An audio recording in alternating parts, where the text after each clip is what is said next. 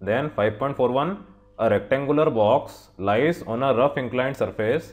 The coefficient of friction between the surface and the box is mu. Let the mass of the box be m. 4 parts आपको दे रखे हैं।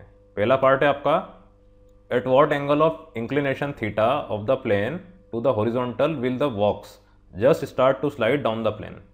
ये question आपकी basic understanding test करता है। इस question को अच्छे से करिएगा आप, इंपॉर्टेंट भी है क्योंकि इन चारों पार्ट से बहुत सारे न्यूमेरिकल क्वेश्चंस फ्रेम हो सकते हैं। इससे आपको थ्योरी पता चल जाएगी, फाइनल फार्मूला क्या होता है मालूम पड़ जाएगा। कॉम्पिटिटिव एग्जाम्स में आपको सिर्फ वैल्यू रखनी है और आंसर निकालना है, तो इसीलिए इसको अच्छे से कीजिएगा आप। अब आप देखिए इसमें हो क्या रहा है। आपका एक बॉक्स है at some inclined surface theta, generally हम थीटा ही लेते हैं, जिसका मास m है। अब क्वेश्चन ए के तहत ये बॉक्स जस्ट स्लाइड होने लगा, मतलब इस तरफ स्लाइड होने लगा, तो इसके ऊपर फ्रिक्शनल फोर्स कहाँ लगेगा? इस तरफ। ये आप जानते हैं कंडीशन ऐसी रहती है कि जब बॉक्स स्लाइड होने लगता है तो इधर के डायरेक्शन में जो सा कंपोनेंट होता है फोर्स का, वो फ्रिक्शनल फोर्स के इक्वल होता है। इसके से क्वेश्चन अपने करे भी हैं बहुत सारे। तो हम क्या करते हैं, इसे कंपोनेंट निकाल लेते हैं। नीचे की तरफ mg, इस तरफ mg cos theta normal direction के ऑपोजिट, और इधर mg sin theta frictional force के ऑपोजिट। इसके अलावा और कोई कंपोनेंट नहीं होंगे when this block just start to slide. अब आप देखिए वही चीज़, हॉरिजॉन्टल फोर्स, वर्टिकल फोर्स। तो here F is equals to mg sin theta. अब F क्या होता है आपका? Mu n। म्यू n क्या होगा आपका? mg cos theta. तो mg cos theta is equals to क्या हो गया? mg sin theta. यहाँ पे mg और mg cancel, mu is equals to tan theta.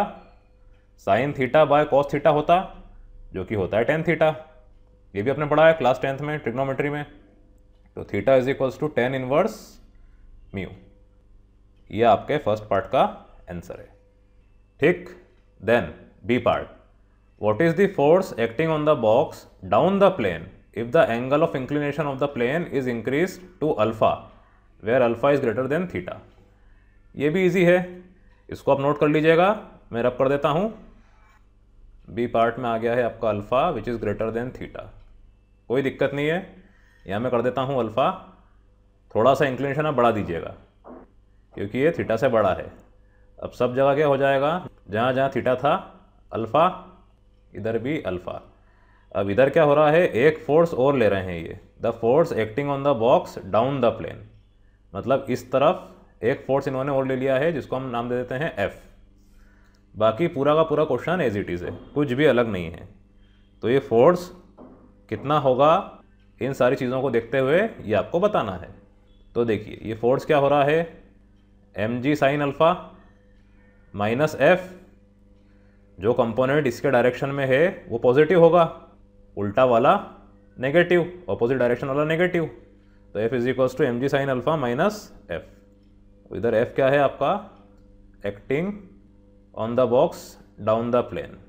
Short form में लिख दिया मैंने, समझ आया आपको। अब F आपका वही mg sin alpha minus mu n। तो mg sin alpha minus mu n था आपका mg cos अल्फा। ठीक, mg आपने कॉमन लिया, ये आपके सेकंड पार्ट का आंसर। देख लीजिए फर्स्ट पार्ट जैसे ही था, इन्होंने सिर्फ इस तरफ फोर्स कितना लग रहा है ये और पूछ लिया है।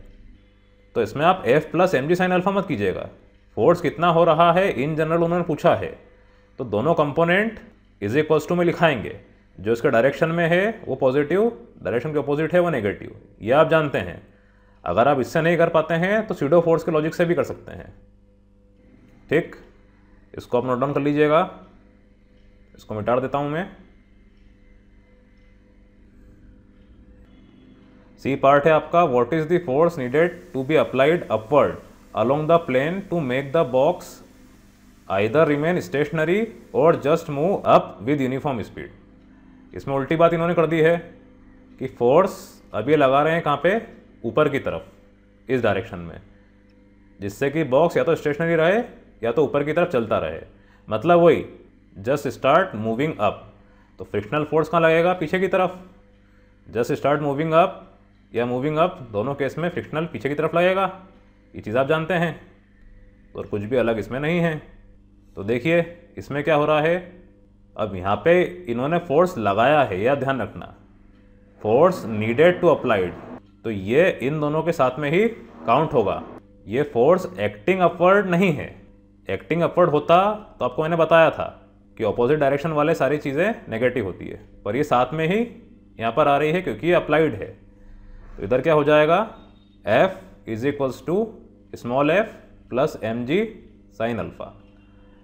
इन दोनों का सम इस फोर्स के बराबर होगा, जो अभी हमने क्वेश्चन किया था 40 वाला। वैसा ही लॉजिक इसमें यूज़ होगा। अब F क्या है आपका, वापस से mu N plus mg sine alpha, तो mu mg cos alpha plus mg sine alpha. mg आपने कॉमन लिया तो sine alpha plus mu cos alpha is equals to F. तो ये आपके सी पार्ट का आंसर है। ठीक, इसको नोट कर लीजिएगा आप, ये भी बहुत इजी था। अब इसके बाद डी पार्ट, कि ये फोर्स अप्लाई तो करा है, पर साथ में इस बॉक्स में एक्सेलरेशन ए भी आ गया है। इस बॉक्स में एक्सेलरेशन ए इस डायरेक्शन में फोर्स के डायरेक्शन में आ गया है। ये आप जानते हैं न्यूटन सेकंड लॉ, जिस डायरेक्शन में एक्सेलरेशन उसी डायरेक्शन में फोर्स। ठीक, तो अब क्या होगा यहाँ पे, ये जो ए के साथ फोर्स निकलेगा, फोर्स एक्टिंग जो सेकंड पार्ट में था, वो क्या होगा, एम ए। ध्यान रखना आप, यहाँ आपके सारे डाउट्स क्लियर हो जाएंगे।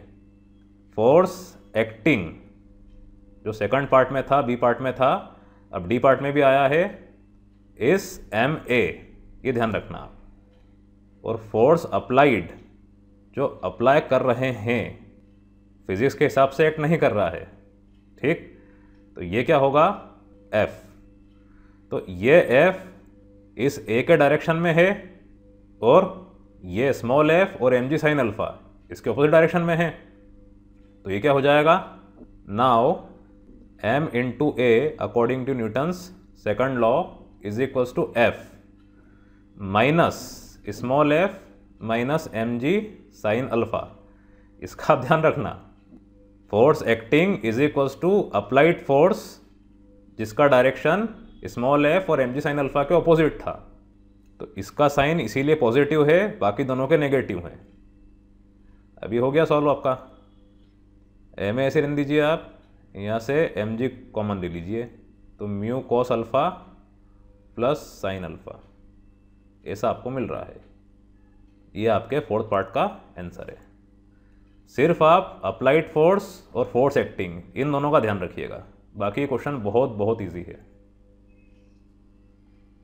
अच्छा, इन चारों क्वेश्चन में एक बात तो रही गई, आपको बताया नहीं मैंने, लिखना भूल गया था मैं। ये आपका एंगल अल्फा होगा, और थीटा के केस में ये थीटा होगा। इतना और आप लिख दीजिएगा, बाकी पूरा सही है।